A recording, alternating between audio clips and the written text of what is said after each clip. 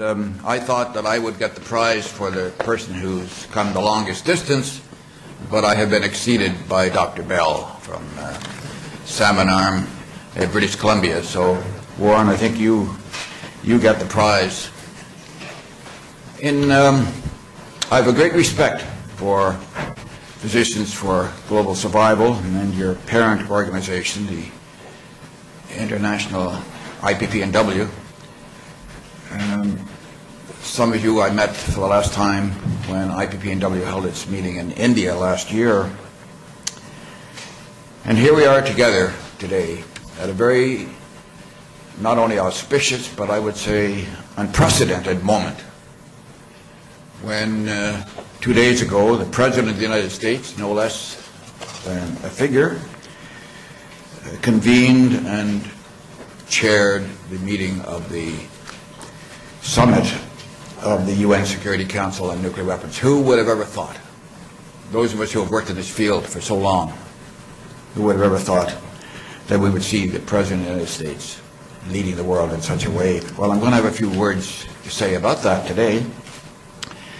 But I want first of all to pay a tribute to both the Physicians for Global Survival and the Canadian Association of Physicians for the Environment for coming together to sponsor this conference on healing the planet. You know, NGOs from various streams of the human security agenda, disarmament, development, human rights, the environment, I believe that they must all intensify their joint approach to true human security because all the global problems are interlinked. So this conference, I think, gives a leadership in addressing the two overarching problems of the 21st century. Last night, Elizabeth May touched on this very theme. The two overarching problems, the abolition of nuclear weapons and climate change, or the end of global warming. Now, both your groups, I think, then, are united in responding to the call by the UN Secretary General, Mr. Ban Ki-moon, for renewed action to tackle these twin threats. This holistic thinking is characteristic of IPPNW. And what that organization, your organization, has done in mobilizing physicians in 62 countries is truly remarkable, and I have to tell you that I'm proud to be an honorary member of the IPPNW. Now, dear doctors, it's wonderful that I have a chance to talk to you. Never doubt for a moment the power of physicians to influence the public agenda. What a doctor thinks, not just about the illness at hand, but the direction of society, has a powerful impact on the public, and not least on the politicians. Nuclear weapons, the very antithesis of life itself, threaten everything a physician stands for. By definition, one who is devoted to the healing processes of the human body must oppose instruments of mass murder.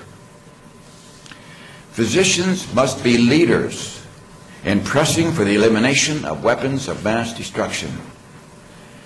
And now, a new moment to exercise your influence is at hand.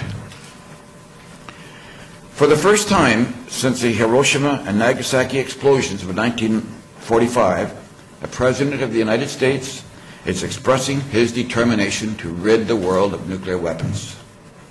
So his action 2 days ago, and later on, if anybody wants to talk to me about the resolution that went through, it's here. I'm not going to read it all now. It's got 25 or 26 operative paragraphs and about 20 preambular paragraphs, so it's quite lengthy. But it's historic. The very existence of this resolution that was adopted unanimously by the Security Council, its very existence is what makes it notable.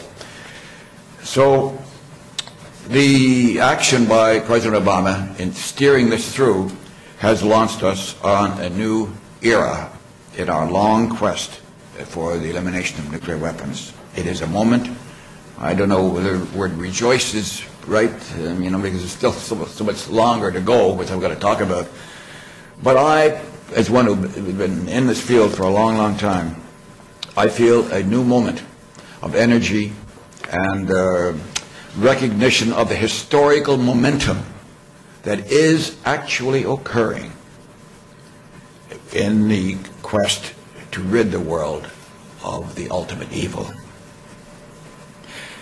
So when I see the nuclear weapon states, the P5, the United States, Russia, Britain, France, and China, at last facing up, or beginning to face up to their responsibilities, this empowers me. It gives us new hope indeed. But the road ahead will be long and difficult. The nuclear strategists are digging in their heels. They want to stop Obama from implementing his vision, and they're using all the power that they possess, money, influence, fear, and public manipulation. So only the visible display of a galvanized and informed public opinion can bring an end to the global threat of Armageddon. There must be a relaunching of the movements that have brought us this far in the search for true human security. Now, you will recall that it was, in fact, IPPNW, more than a quarter of a century ago, that first began to help the public understand the calamity that would befall humanity in the event of a nuclear warfare. So now, new generations, new cycles of physicians must understand what nuclear weapons do. They are not just an advanced form of weaponry. They have the power to decimate the natural environment that has sustained humanity since the beginning of time. They can exterminate civilian populations with lethal levels of blast, heat, and radiation, contaminate and destroy the food chain, and wipe out life support systems. Nuclear weapons not only assault life on the planet, they assault the planet itself. And in so doing, they assault the process of the continuing development of the planet. This is an affront to the creator of the universe, an affront to the mysterious process of God